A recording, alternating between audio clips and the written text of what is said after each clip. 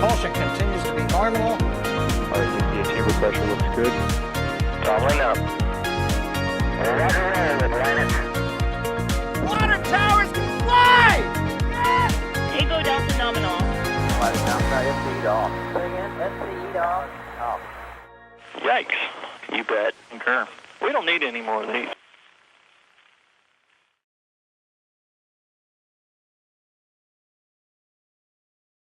All right, folks, you know the drill. It is time for the dawn of a new era in human space exploration.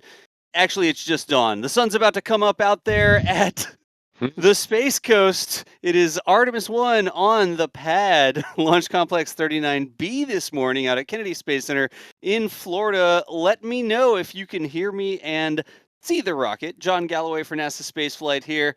I am getting some 5x5s in chat, and it looks like we made it just in time. The sky is getting lighter out there. You can see a few towers on the screen, and we are ready to do not quite a rocket side chat, a Sophie side chat, or whatever we want to call it this morning here, but we are ready to have a chat with y'all about what's going on. The NASA Spaceflight team has rolled out this morning. This is one of our cameras.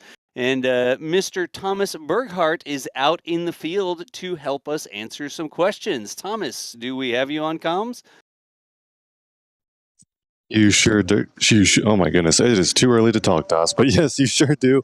We're out here on the Crawler Way, just outside pad 39B, getting a sunrise look at the Artemis 1 SLS vehicle, which recently rolled out for hopefully one last time. The rocket's undergoing its final pre-launch preparations over the next week or so.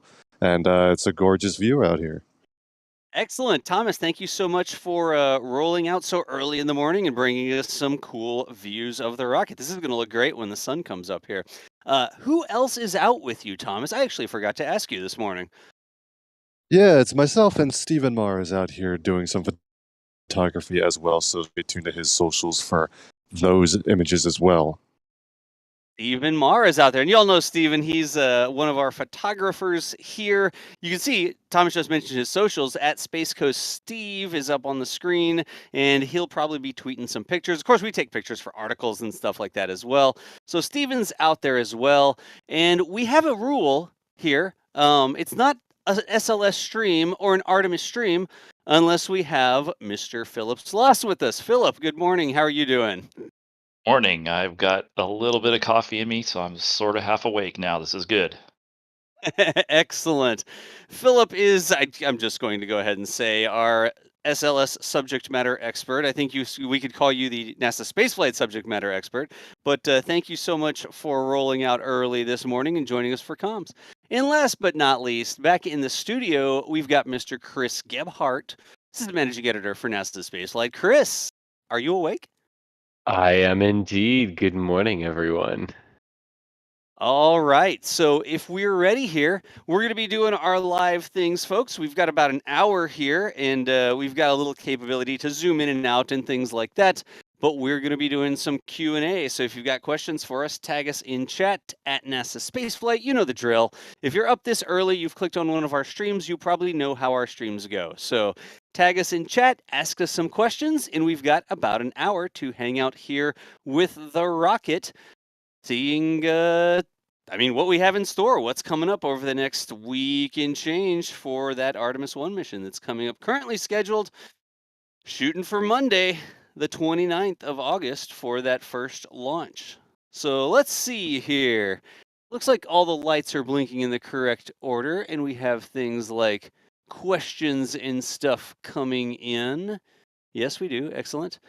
So let's get started with that. Who wants to start answering some questions here? Anybody interested in that? I think we can do that. Yeah. Okay. Let's just jump right in with a bit of a technical question. RS-25 is the engines on the bottom of SLS, the main engines of Shuttle Heritage. When was the last one of those made? Are they still making RS-25s? They're working out of a stockpile? Like, what's the story on those engines? Oh, that's a good question. The shortest version of the answer is both of those options, actually. So the first several Artemis missions will utilize a stockpile of RS-25s that were used for the end of the shuttle program. And by end of the shuttle program, we mean basically late 90s through to the final flights in 2011. So the first few will utilize that existing stockpile, and then they are building new ones for some of the upcoming Artemis missions later in the decade. And those are the sort of fully upgraded RS-25Es, whereas they're being built with all of those upgrades in place, whereas some of the existing stock from the shuttle program had to undergo those upgrades and then testing as well in preparation for the Artemis missions. Excellent.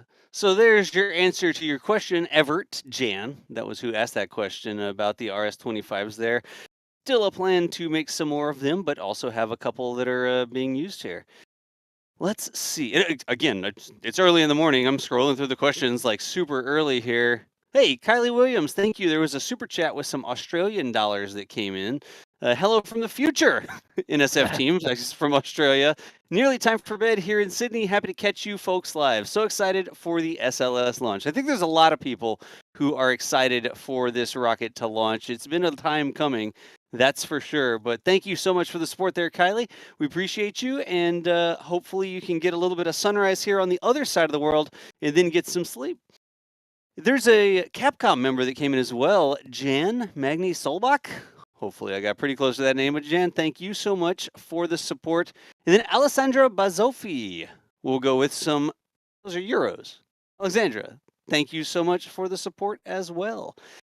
Grabbing another question here. Oh, this is interesting. All right. D-Pod Dolphin Productions. Interesting name. Like the name. Yeah, what's your favorite moment of the mission you're looking forward to? Like liftoff, max Q, Orion Sep, moon encounter, splashdown, etc., etc. Philip, is there like one part of the mission where you're going to be like, whew, okay, that worked, or something to that effect? Well, there's several of those, I would say. I mean, so if we're talking about a launch, I think everybody kind of holds on until we get to spacecraft separation, and so that's kind of where you delineate between the end of the SLS mission and the beginning of Orion's mission. But I mean, I've been sort of stalking the core stage as a thing for a long time. So main engine cutoff, which is about 8 minutes after liftoff, will be a big deal. It's the core stage is kind of the pacing item to getting to this point, and so hopefully they will have a nice full duration burn and deliver Orion and ICPS to where they need to be to get to the moon.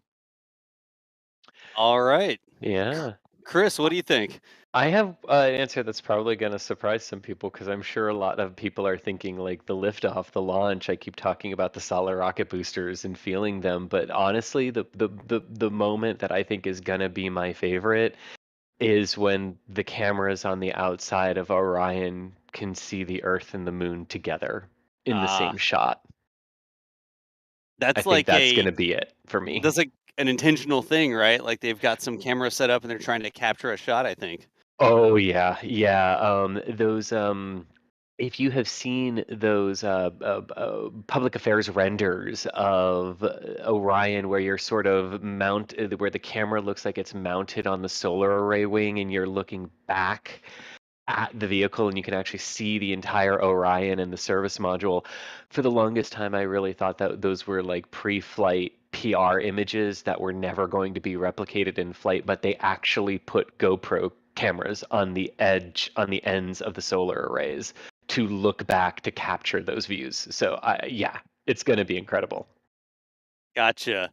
I think I am really looking forward to liftoff, because it has been a long time since SRBs of this magnitude, a rocket of this size, has lifted off from the Cape.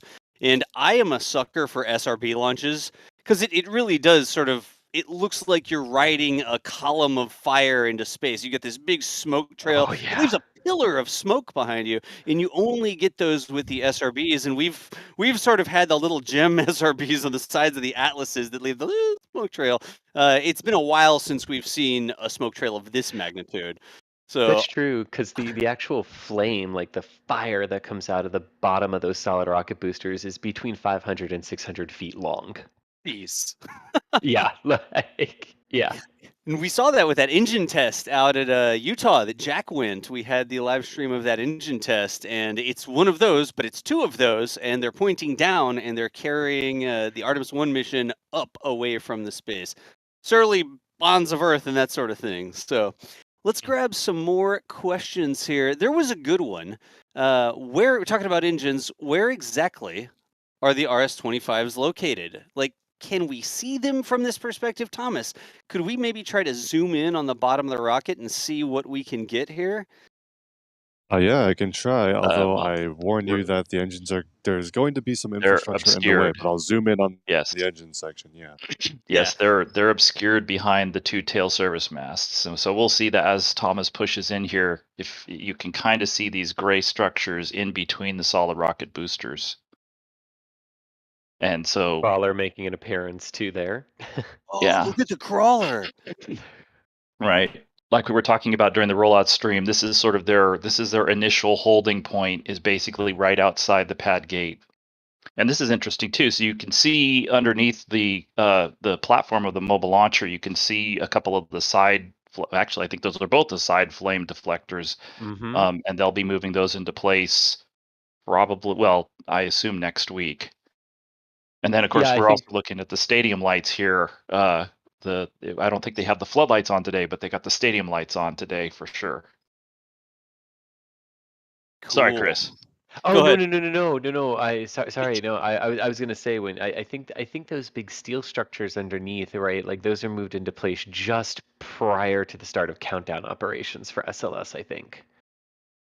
Yeah, well, it'll be interesting. Again, this is the first time they've done this, but it's not too. So they've been out to the pad with the vehicle. This is the third time, and one of the things that they talked about in terms of staying ahead of the timeline, or trying to stay ahead of the timeline, was to do.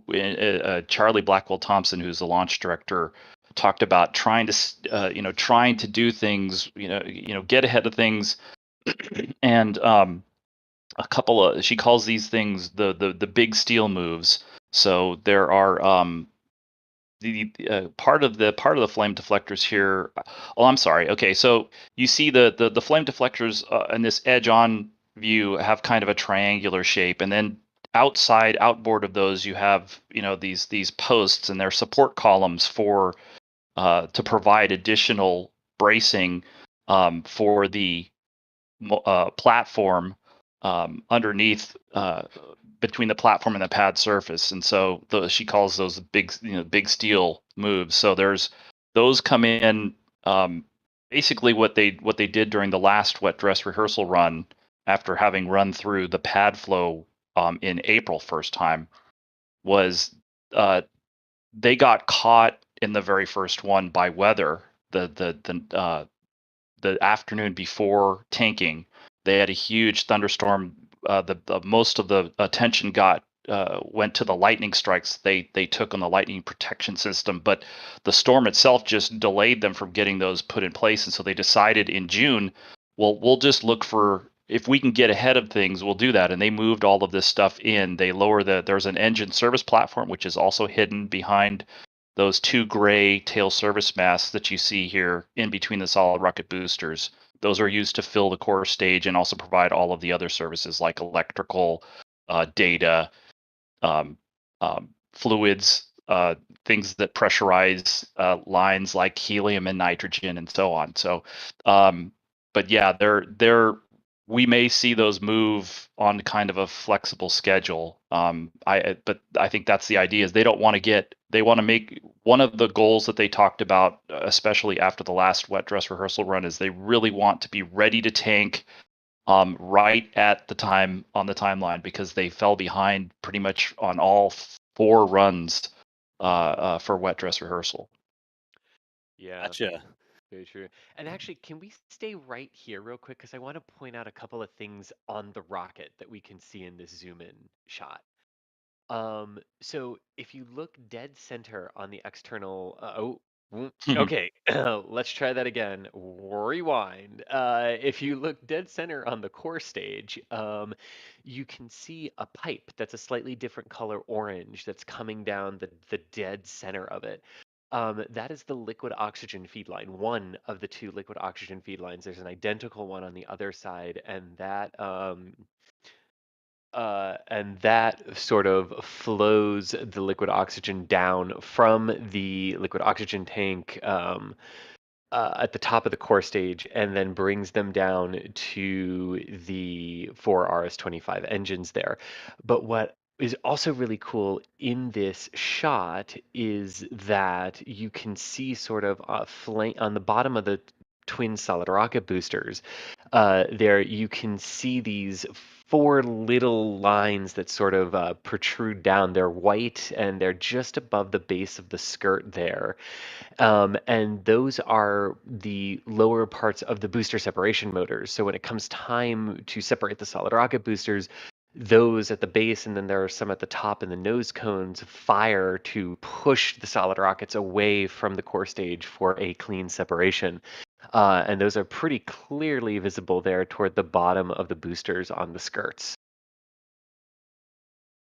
All right. I removed the ticker off the bottom so that we could see that whole crawler there. But does everybody see the crawler? And that's going to sort of take me to our next question here. The question was, how did they actually get that rocket and I guess the mobile launcher that goes with it, that whole platform that says Artemis, has the U.S. flag, that all got moved from the VAB out to Pad 39B. How did they get it off of the crawler? Let's Chris, go with you want to take that one? Yeah, let's go with Chris on that one. Yeah. So the crawler actually has a jacking and leveling system. So the same sort of system that helps keep the mobile launcher and SLS perfectly rock solid and stable and level as it goes out to the pad and climbs that incline that you see there. Two is also a jacking system that lifts that entire 15 million pound mobile launcher and SLS combo there. And it can lift it up about 6 to 8 feet and slide it over those pedestals and then lower it back down. And that's how the crawler sort of picks it up and gets away from it as well. Gotcha. So the whole crawler, like, it almost kneels, like a kneeling bus, right? Yes. And the bus comes up to the curb, and it goes down, and then it goes up again, and it takes off, right?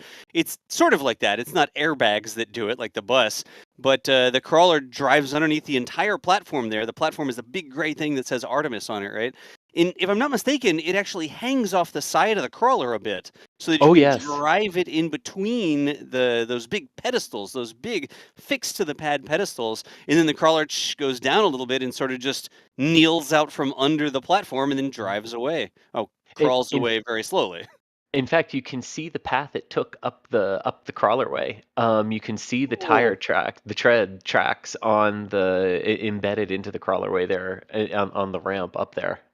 No, okay, y'all, do you see that? You can actually see. Look at this. Oh, there it is too. Yeah, look. Yeah, of the river rocks there. But up on the actual slope going up to the pad, you can see, I guess, indentions or something where it crawled up that hill, like freshly crawled up the hill there. There's 4 treads or 4 tread tracks there, I guess. That's cool. I hadn't noticed that before. And that's actually a good indication too. What are the 4 treads from? What are the 4 treads for? I think, wait, there's 1, 2, 3, 4. You see 4 treads, but there's actually 8 treads total, right? Yes, there are. And you only see 4 treads, and it went up that hill and came back down it. That is how incredibly precise they can be in driving that thing. Yeah, and that's one of the other cool things about this. As the crawler is actually climbing that hill up to the pad, it's not a hill, it's the pad, but as the crawler is actually climbing up, it has to keep the rocket vertical.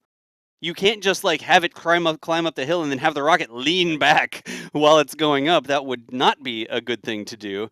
So as it's climbing up that hill, it actually can independently change levels of the forward and aft, or the forward and back suspensions, so that the rocket stays straight up, even though the crawler is going up that hill there to raise it up to the pad. And from what NASA has said, when it's going up the hill like that, the height difference between the top and the back is about 8 feet 8 feet, no kidding. to keep it level as it climbs. Yep. It's a little tough to see here, but our perspective here with the zoom of the camera makes the hill seem like it's a little bit steeper than it actually is, right? So you look at that and you're like, wow, that looks really steep. We went right up that. But if we look at it from this NASA side shot here, which is having some exposure challenges, or maybe we're exposed so you can see some more detail, but you can see the hill is not that steep on the left-hand side. It's a sort of a very long, gradual climb up to the top of that pad so that they can put the rocket on the pedestals and go from there. But let's go Another back. piece of kind of perspective on my camera. If you see another car go up or down the road to the right of the crawlerway, Yeah. that'll give you an idea that the car's, driving at normal driving speed, and it still takes a while to get up the hill. So that gives you a bit of context as to how long the hill is. Look at the people in the shot. The left-hand side of the screen, almost left center of the screen there are people, the silhouette of people standing there. Thomas, can we zoom back out and get the whole rocket top to bottom? And keep an eye on those people for a slight sense of scale here, y'all.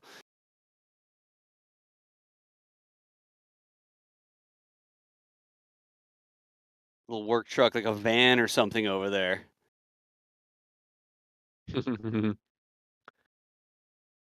Well, and that's actually I believe that's how you access the mobile launcher and the vehicle is over there on the left in this picture. Yeah. Indeed, the You like see the that white, little- the sort Yeah, of go ahead, white Chris. tall. It's the sort of white tall building, right, Philip? Yeah. Right. And so they're that's interesting. But they're and then there's an elevator in that building, and that's a fixed structure, but that's those structures there to the left of the vehicle and the mobile launcher are the main structures. And of course then there's a whole I don't know how labyrinthian it is underneath the pad, but there's a pretty complicated set of facilities underneath the pad area. And so even though it's a fairly gradual slope, that's a fairly decent hill. And I think part of the reason, we can't see it here, but in between the crawlerway tread tracks, if you see a top down shot of the pad from like a satellite view, there's a gigantic flame trench, which would make sense, that's dug in between, that's dug in between there. And so that also provides some structural, and acoustic, place to drive the exhaust when the vehicle, the vehicle ignites and lifts off. So yeah, you can see that here. Yeah, Which is I've really got the good, satellite view there. Yeah. Yeah. And you can, it's so- really obvious the exit for the flame train started going out the top of the screen there, right? Right. I mean, And which is go different ahead. because you can see like exactly there where you drew, right? That's where all the exhaust for SLS is going out, all of Right. it, from the engines to the SRBs. You can see though that where the flame diverter is in the center of that trench. So SLS actually sits just to the top of that flame diverter, so that all the exhaust from the from the RS-25s and the SRBs hits that, and then gets blown out the north end of the trench there to the top of this shot. So so I understand correctly. This is what we're talking about, right? The flame Yes. diverter is that thing right there. Yes, indeed. Yes, indeed. And it was completely revamped and redone for the Artemis program to send everything out the north end of the trench because previously, for its previous program use in the Shuttle program, it diverted the main engine exhaust out the north end of the trench or down to the bottom of the image here, and then it blew the SRB exhaust out the north end. But for the Apollo Saturn V program, the vehicle actually sat directly over the flame trench, so an equal amount was sort of diverted both ways from the vehicle. So they've literally executed it every single possible configuration way they can now that we're Okay. at Artemis. I got you.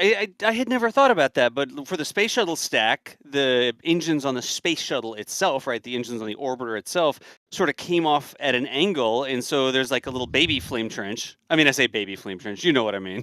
Yeah. Going in one direction, and then there is the big flame trench that would carry the exhaust for the SRBs. And like, correct me if I don't get this correct, but you have like the little baby flame trench going this way, and then you have the big flame trench going this way, right?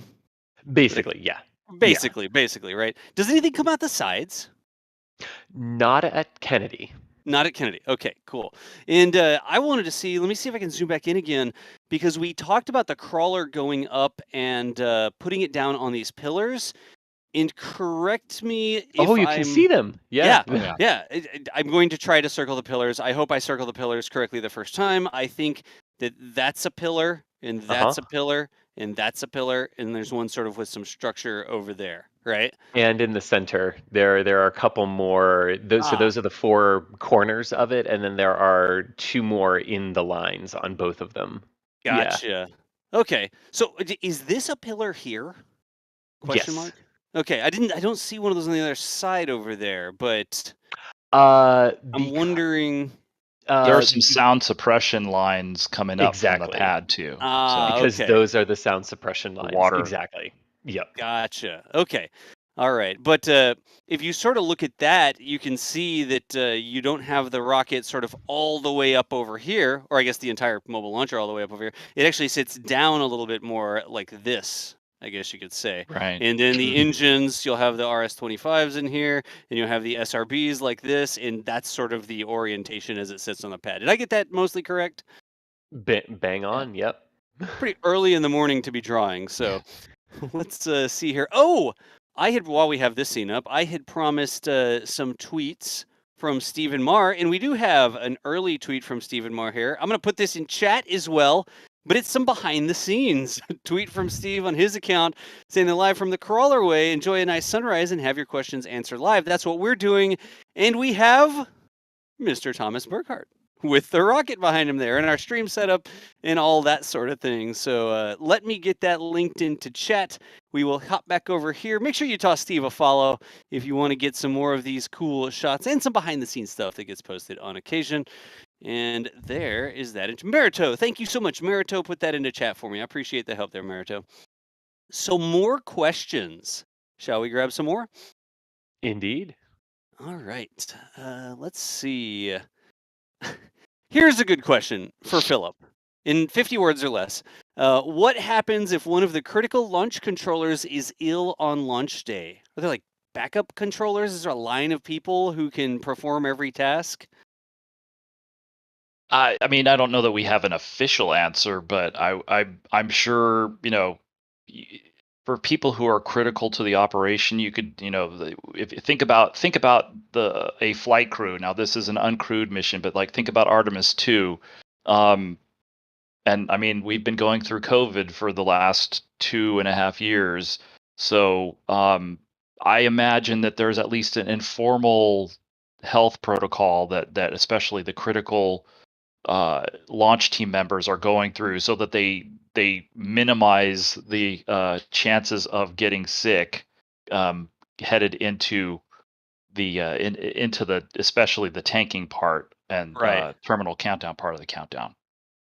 Gotcha. I wonder if like critical people are isolating, not going shopping, whatever, days in just advance. Wearing masks, that exactly. kind of thing. Yeah.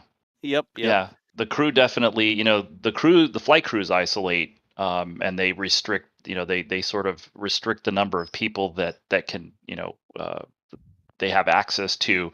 I don't think they would go that far with this, but I'm sure that they're doing some informal things to make sure you would not want to hold up or lose a launch opportunity Right. because somebody's sick. Yeah, that makes good sense. Yeah. Hey, Thomas. Oh, go ahead, Chris. Just really quick on the sort of opposite side of that, there is back training and cross training within certain roles. Like Charlie does have like Charlie is the launch director, but there's someone else if she were sick who was training and knows the sort of roles and could step in and do that if needed. But obviously everything Philip just said, but just so there's sort of a clearer picture of that, there is cross training and Yeah. there are sort of plans for that. I think the far trickier side of that isn't necessarily the launch team in Florida, but the ascent flight control team in Houston, who also have backups, but those are much more specialized in some regards. Right. In those specific mission control roles. Okay, cool. That's a good point. I'll just quickly add that most of the positions, like the console positions in the firing room and the launch control center, and then you also have support rooms. There are 2 or 3 or maybe even more people at all of those console positions. So yeah, if you had somebody get ill on launch day, for instance, there's still people there, other people there. Yeah, makes sense. Good job, y'all. 50 words or less. I appreciate you. That was short for us. I'm kidding. Yeah, Yes, exactly. that was short for you. Let's see here. Oh, we get this one, and this is one of the cool sorts of things that's just like a trivia sort of thing. Tristelia asks, is there a reason why the orange, I guess, rocket is orange and not white? Let's talk about the Sophie real quick, if we could. Chris. So that's honestly because that's what its natural color looks like. Is the answer to your question. The spray on foam insulation, SOFI, Sophie, as it is called, it goes on originally. It's a very light tan color, and Thomas is going to do exactly what he knows I'm going to ask him to do. And zoom on in because the different colors of the foam actually indicate when it was applied and actually give an indication of its age. So it originally goes on a very light tannish color, and then as it is exposed to UV radiation, just like your skin, it tans and it darkens. So the more darker rust colored areas on the tank's acreage areas, like the large portions of the liquid hydrogen tank that we're looking at here, Right. in between the 2 solid rocket boosters, you can see that is very, very tan. That's some of the original foam that went on this core stage back at the Michoud Assembly Facility. It sat outside for a year at Stennis and has now been outside a couple of times for the wet dress rehearsals. But then you can see lighter color foam up on top of that, right, where the tank structures are sort of joined together, and you can see little round cutouts in that foam where they had to remove sensors from the wet dress rehearsal, and then they had to reapply the foam so it's lighter in color. It's like fresher, right? Yeah, Like exactly. It's fresher. Yep. Yeah, the and foam was applied more recently, so it's not as sun colored, I guess, or the sun affected the color. sun-kissed. Yeah, sun kissed. There you go. Yeah, and that's really it. That is why it's orange, and we do not paint it white because that adds thousands of pounds to the system, and mass is everything in a rocket. So Right. don't paint it; just let it be natural. Yep. In the orange, when we talked about the Sophie, the spray on foam insulation, they put insulation on it to help control the temperature of the tanks because they're putting those cryogenic fuels, or cryogenic propellants is really the right way to say it, into the tanks. And instead of just having like a bare tank there, they actually put the foam insulation on the outside of it so that they can help maintain the temperatures inside those tanks as they tank up and then replenish the rocket as they're waiting for the launch. So that's the story behind the orange color. It's actually an insulation. And just like Chris said, there on the screen, you can see a couple different colors, like a lighter orange and then a darker orange. And that is just newer foam where they replaced some of it, and then older foam that's had more time in the sun that has aged a little bit. But it's not painted. That's the color of the insulation. That's a really good question. Thank you for asking that one. And while we're Let's- zoomed in here, I just want to look at the nose cones of the solid rockets. And do you see the 4 little dots on the very tops where the nose cones sort of taper in? Those are the forward booster separation motors that will fire with the bottom ones to push the boosters away at SRB SEP. You can see them right there at the tops of the SRBs. Let me see if I can't do that really quickly.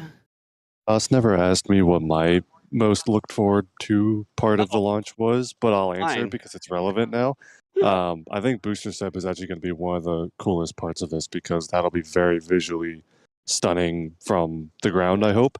And that'll be that does kind of mark the end of the initial phase of the ascent, because after that you have a nice long core stage burn, and then there's going to be coast phases before TLI and stuff like that. So after that, there will be kind of some gaps between the big milestones, and I think every milestone sequentially is going to be more and more exciting. But initial liftoff through Booster Step, I think, is going to be probably the highest adrenaline part of this launch. Excellent. Yeah, sorry about that, Thomas. It's early in the morning out there. Yeah, no, it's fine. Whatever. And here, yeah. Really, really quickly, I set this up so that we can do it. This is going to be an odd little side by side. I guess I could have just done it full screen. Hang on, maybe it makes more sense for me to do it full screen. This is getting Yes. out of hand. Now there are 2 of them. USLSs. But NASA's dream. Here's what Chris was talking about. You should be able to see right there and right there. And Yep. those are the little Separatrons. That's the Kerbal name for them. That will actually push the boosters away whenever they separate, right, like that. No, I hadn't noticed this, but does anybody know why this SRB has a black ring and the other one does not? Yes. Did you asked yes. somebody that question and now you're excited to tell us? Oh no, because this is a total holdover from the shuttle program. I know this without having to ask. Really? That is called the wedding ring. And What? and that is literally so they can determine after solid rocket booster separation which one's the left one and which one's the right one. Really? In visual tracking, that's why it's there. It's called the wedding ring. Yep. It's like a huge visual mark so they can tell the difference between them. Because Otherwise, after they separate from the vehicle, yeah, you have no visual identification for which one is which. Now, tracking, they're transponding, sure. separately, of course. And back when they were recovered, the recovery ships had the individual tracking ones, so they knew where to go. So each ship knew which one to go to. But for visual reference after separation, that's why. No kidding. Chris, I have a follow-up question to that. How far away from each other did the boosters splash down typically for shuttle? Fantastic question. They typically splash down about half a mile from each other. And on Oh, one wow. occasion, ocean currents on STS-116 actually drifted them together overnight, and there's a great picture of them both together in the water, side by side. Well, I'm going to have to look that picture up. But presumably then for SLS, they're going to be slightly farther away, simply because they're going to fly farther downrange and stuff like that. I mean, the 2 boosters should be relatively close together still, but I would imagine the divergence will be slightly greater. It'll still be about half a mile at impact versus splashdown in this case. Yeah. And they will shatter but when they further hit the water. downrange. Further down, slightly further downrange, but the overall velocity profile of the vehicle is fairly similar at solid rocket SEP, but slightly farther downrange. Yeah. Thomas, how are we looking on sunrise over there? We promised that the sun was coming up. Hopefully that happens. I can't guarantee the sun will come up, but it should. No. And can definitively report that the sun is now up. Okay. So no worries there. Yeah, we're getting some pretty cool lighting, and honestly, the broadcast camera views are one thing, but I know our good buddy Steven is capturing some really cool photographs as well that'll really capture the sunrise. Excellent. I'm refreshing his Twitter feed just in case there's anything else for us to share. But if he posts something on Twitter, have him yell at you so that we know to go look. Steven is running many cameras at the moment. He says they will get on social, once he's no longer that busy. Gotcha, makes sense. And really quickly, though, I want to look from the side over here. So this is that newsroom feed. It's that KSE newsroom feed that they've had going for a while here. A little bit of a challenging exposure thing going on at night, but now that the sun's coming up, you can see that side angle with, of course, everybody's favorite worm logo on the side of the SRB there, just to give a little bit different perspective. Let's keep grabbing some questions here. All right, this is okay. Here's a good one. Capsules, right? Geez, what archaic technology. There are new companies that have much better technology like SpaceX who clearly wouldn't use a capsule anymore, right? The snark from DOS this morning is top tier. Thank you. But it is a capsule. Orion is a capsule. It's not a space plane or anything like that. But Orion supposed to be reusable? Splashdown, lands on lands. Let's talk a little bit about Orion and what's supposed to happen with it, Philip. You mean like from launch? Well, I mean, it's supposed to launch, right? And then Right. when it comes back, what's it supposed to do? Does it splash down? It gets recovered by an aircraft Oh, yeah. carrier like in the old days, or do they have a special Yeah, ship I for mean it? it basically has the same outer mold line as Apollo, and so does Starliner. But they're both a little bit larger diameter. So this is a little bit bigger of a spacecraft, but it has the same outer dimensions as the Apollo command module. The crew module does anyway. Right. And you can't see you can't see the crew module here because it's underneath the launch abort system fairing, but it's above the you've got the white room up against the hatch on the launch abort system fairing, and then there's a LAS hatch, and then there's a crew module hatch there.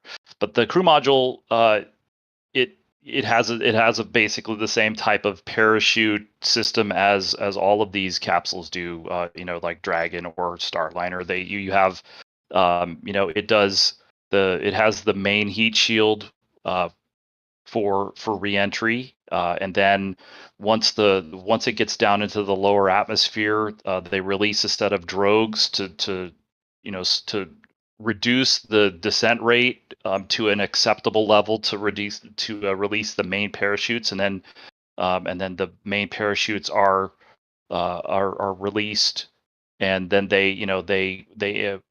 it's a staged inflation so that you don't just jerk them open and possibly split them open, but those will get released fairly close to splashdown, and then the crew module will splash down, and there's a recovery team that will be on station out there in the Pacific Ocean.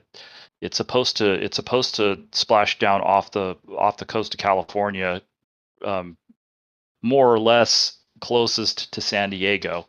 Okay. And then they will, after they recover it, they'll bring it on board one of the Navy ships, and eventually they will take it to the port of San Diego, and then it will be shipped back here to the Kennedy Space Center, and they'll begin doing an engineering assessment of it when it gets back. Right. Is it supposed to fly again? Like, is this specific Orion capsule supposed to fly again, or is it one and we're done with this? This particular unit is not expected to fly again. They will probably, if not definitely, reuse all of the avionics in it. And in fact, a subset of the avionics is actually required for Artemis 2. So the Artemis 2 crew module is sort of sitting slightly disassembled, waiting for some of those avionics boxes and navigations computers, or the navigations devices. And so they are intending at some point to begin reusing as much as perhaps as the entire structure.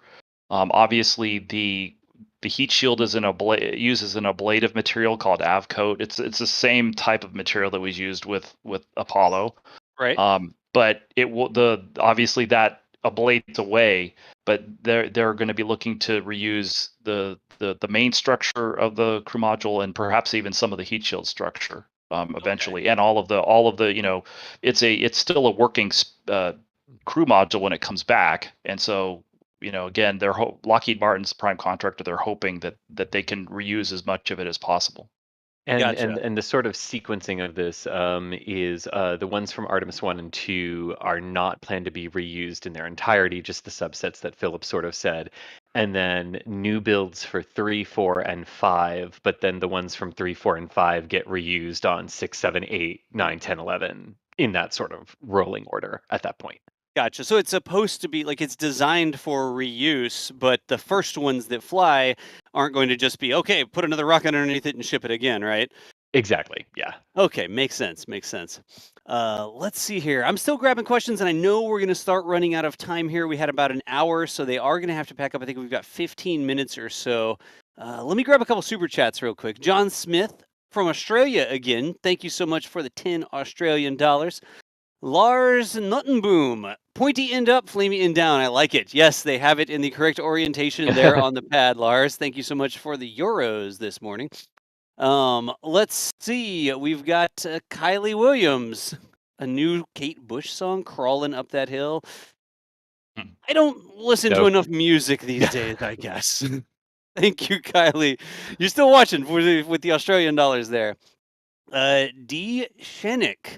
Why is the rocket started from a hill? That's a great question. See, the hill is slightly closer to space. And so you can have a little bit more performance by putting it slightly closer to space by rolling it up that hill at the beginning. I made that up. That's, I mean, technically true, technically correct, which is the best kind of correct. Yes, indeed. Yes. Didn't Scott Manley do a video about does launching from a mountain actually help? And he did the math, and like the difference is negligible, even if you're at one of like the Chinese launch sites that's literally on top of a mountain. But it technically does help, even if it's a negligible amount. The One hill is less there. propellant grain in the SRB. There you go. The hill is there mostly for the exhaust management, right? We're in Florida. We're not going to dig underground because we're literally right next to the ocean here. And you can't dig a basement or anything. So they've raised the rocket up on a massive concrete structure. And that gave them some room for those GSE pipes that go around. And I guess mostly it gets the rocket higher from the ground so that there's room for the exhaust to be channeled out in the direction they want, as opposed to just reflecting directly back up to the rocket. That actually brings us to a very interesting question. Do we know how far it is from the bottom of the engines, SRBs or the RS-25s, to the bottom of the flame trench? And how does that compare with what we see down at Starbase with the orbital launch mount or the tripod up in McGregor? Do we know what that distance is? Hang on. Hang on. Hang on. It's in the reference materials. There's a reference material. I got to figure out... yes, I can get that if we want to get a different question. Yes, I will keep going with the questions. Chris is going to cross-reference that information, but that is a really good question. Like, how does this sort of balance against the size of the other orbital Artemis rocket launch mounts, I guess we could even say, right? Ticonderoga. Just my usual contribution. Love the Q&A stream. Ticonderoga, thank you so much for joining us this early in the morning. Sandwich Maker has given us enough money for a couple sandwiches in Australian dollars. Sandwich Maker, thank you so much for the support. Jonathan Jansen says, hello from the Netherlands. Are there enough crewed Artemis launches to sustain a healthy program? Apollo had 4 crewed launches in 1969 alone. Philip, really quickly, let's talk about cadence. Are we looking at, like, once we get all the way into crewed launches, are we looking at 1 per year, 1 every 2 years? Certainly, I don't think we're doing 4 a year, right? Right. We don't have quite the same urgency as Apollo did for the lunar landing by the end of the decade goal. And in fact, so yes, it's 1 per year. And actually, from a maybe severe trivia standpoint, the Apollo program was ready to fly more than 4 missions in in 1969 if they needed Apollo 12 or Apollo 13 and probably even Apollo 14 to reach the goal. If they needed 2 or 3 or 4 more tries, they were ready to fly. They were ready to fly additional Saturn V rockets right behind Apollo 11 if they needed to.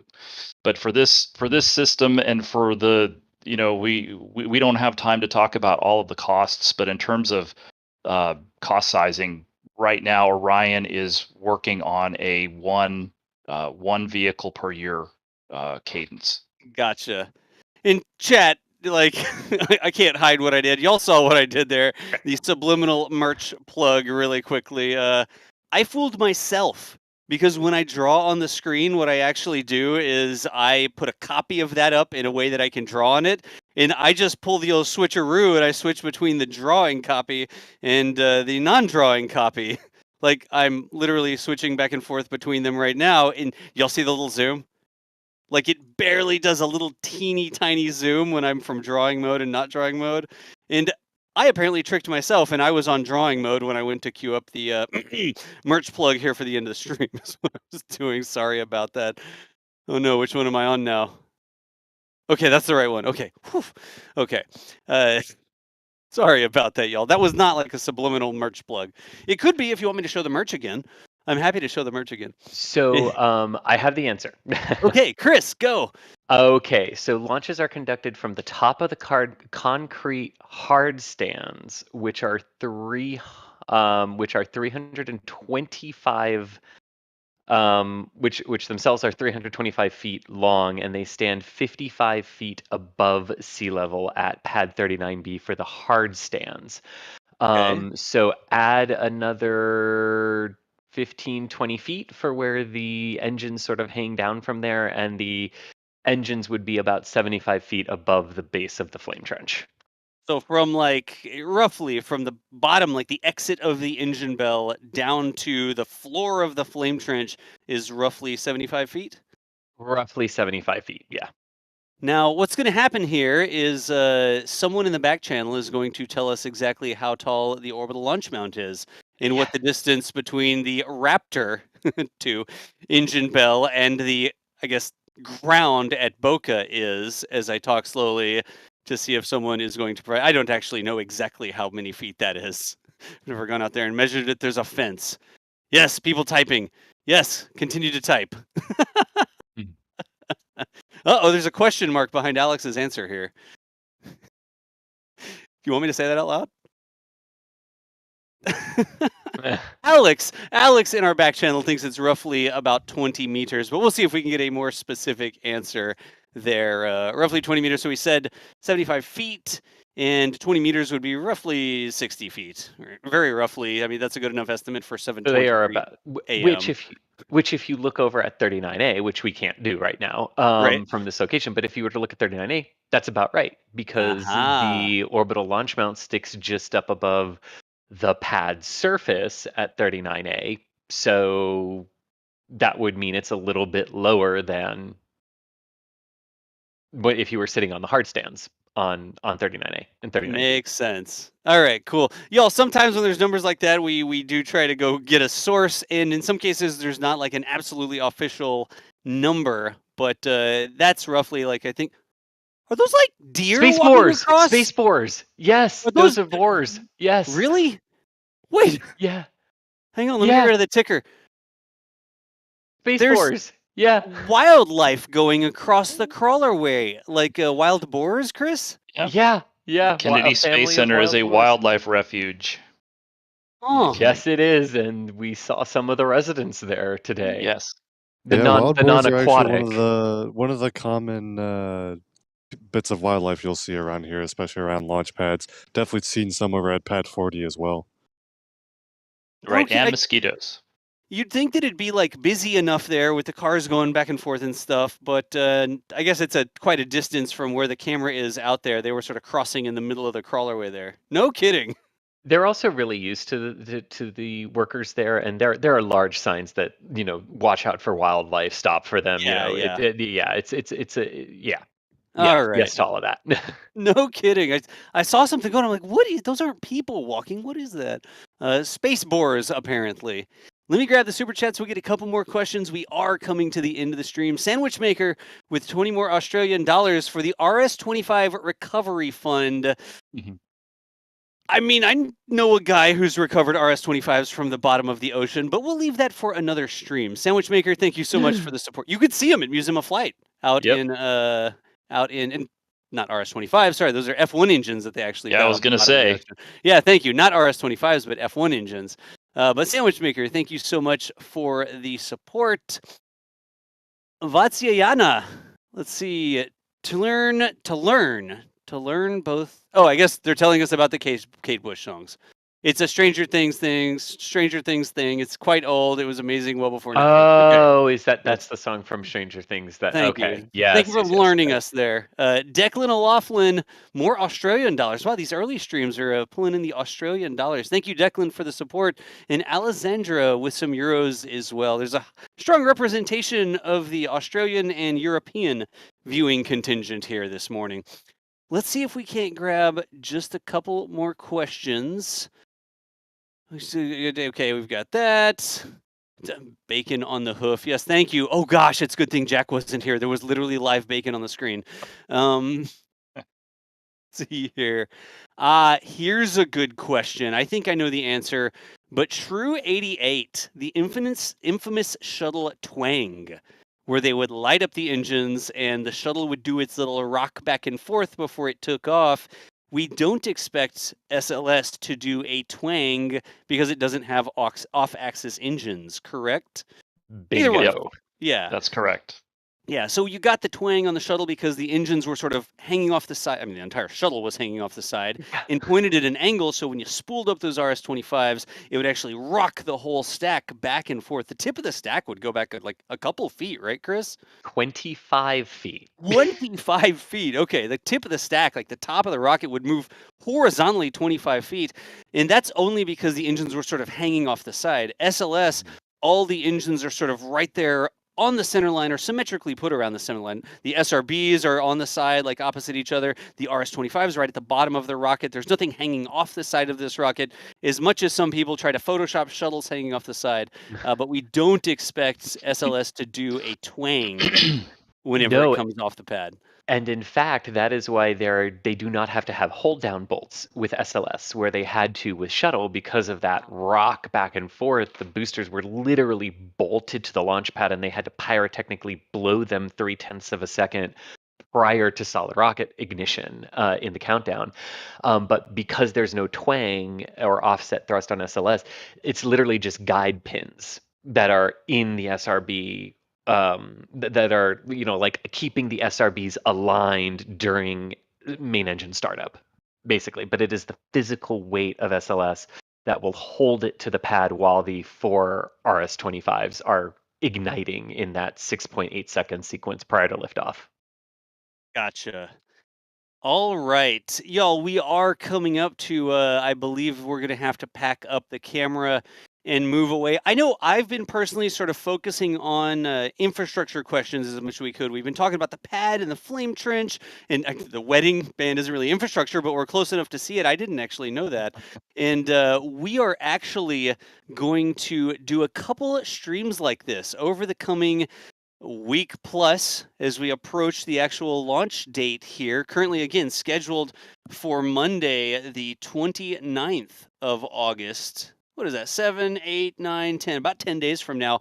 We're going to have a couple different opportunities to do streams like this. And just because we go live with Artemis doesn't mean that it's launching yet. We are, of course, going to stream it on launch day. But whenever we go through that, we're going to try to answer different types of your questions. So today, looking at the pad, had the awesome crawler down there, I guess the big pillars that it sits on and all that sort of stuff. Hey, we'll see water coming out of that water tower at some point, right? Is that water tower going to do the full indication? It will do the full thing. Yes. Of course, the three towers that are there, the lightning mitigation system with the catenaries. There's an entire video about how the lightning system works, so we didn't talk too much about the towers today. But Chris actually did some narration for a really cool video that explains a lot about the lightning towers. And a big thanks to NASA for letting us out there at 39B to film and to talk to one of the subject matter experts for that. Yep. Yep. Absolutely. And another super chat. Remy Turk, is the crossing wildlife the reason the crawler goes so slowly? I don't think they'd have a problem stopping the crawler for wildlife. Yeah. No. Not really. That's not a thing. Let's see here. Chris. Oh, this is actually a question about the NSF meetup. Are we still planning on doing like a meetup in the time running up to Artemis 1? We are, and stay tuned for more information. If you are if you are one of our channel members, Capcom level or above, and have access to the Discord, it's the Meetups channel in our Discord. And if you are not a member of, if you're a Red Team member or are not with Capcom or don't have Discord, but you are interested, my DMs are open. Please let me know through DMs that you are interested in attending, and we'll pass along the information. Gotcha. All right. Oh, okay. If we could do this one quickly, this one actually I'm very curious about, but we are just about out of time. We got to give Thomas time to pack up. But very quickly, right? We've talked about the best the best roller coaster at the Space Coast. Some of the pads actually have zip lines through Egress, right? And it's a physical line that goes from near where the crew enter the rocket down to a safe area.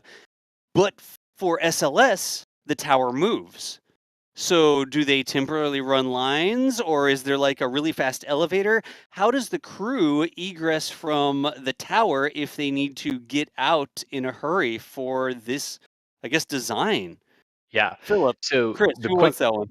Yeah, the Go. quick answer to this is for Artemis 1, there is no slide wire system. There is no something like that. So if crews working on the tower needed to get off, they would have to run down it. Right, and there's no crew on the mission either. There's no astronauts riding Exactly. Artemis 1. Okay. Exactly. And but for Artemis 2 and beyond, because we will have crew, because that means teams will have to be at the pad after the vehicle is fueled and on the tower and everything, there is a plan to run temporary wire to string the wires once the vehicle rolls out to the pad to provide that escape system.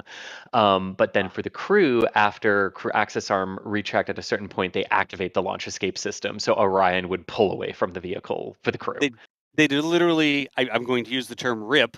The launch abort system, the rocket motors on the very tippy top of the rocket there will actually pull the crew capsule away, if need be. Correct? Yes, but not like with SpaceX, where like as soon as the vehicle starts fueling, because the crew will actually board after the vehicle is fueled, which is what creates that need for that other emergency get off that tower situation.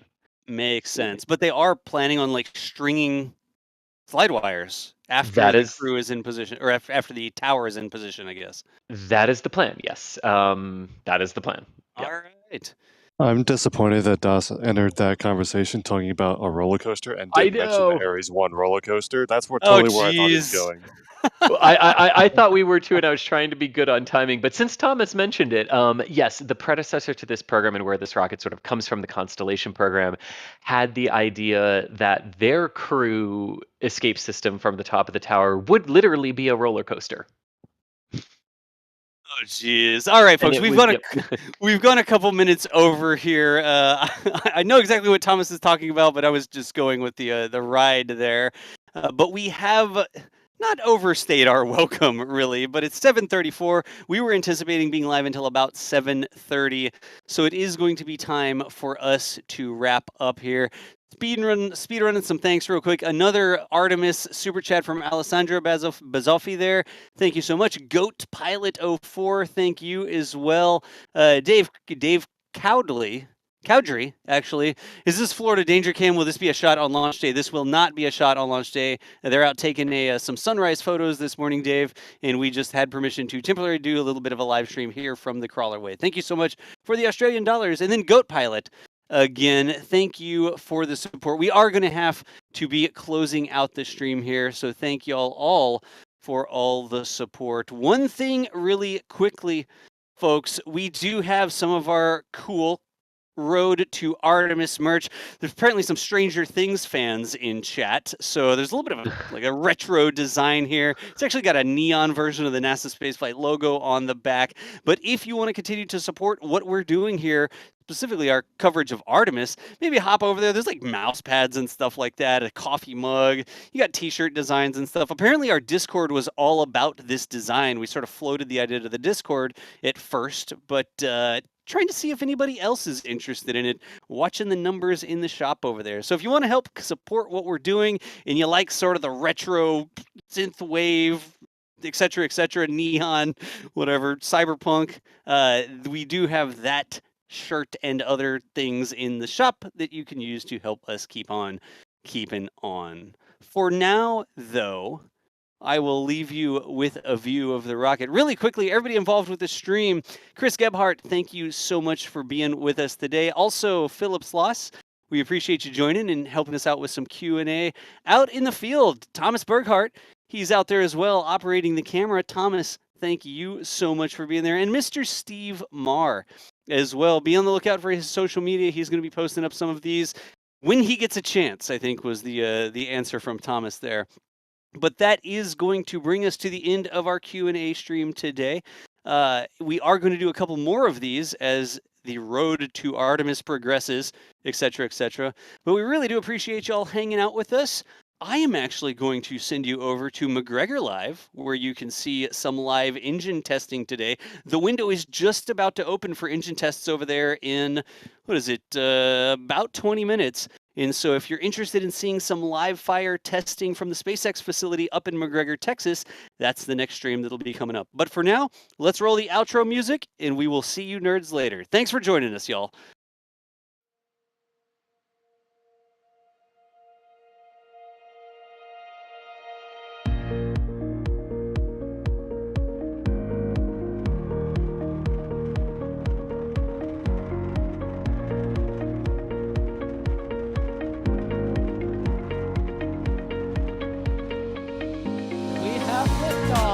Propulsion continues to be normal. Chamber pressure looks good. Doubling up. Roger, Atlantis. Water towers can fly! Yes! Tango Delta nominal. Flight downside FD off. Say again, SCE off. Off. Yikes. You bet. Concur. We don't need any more of these.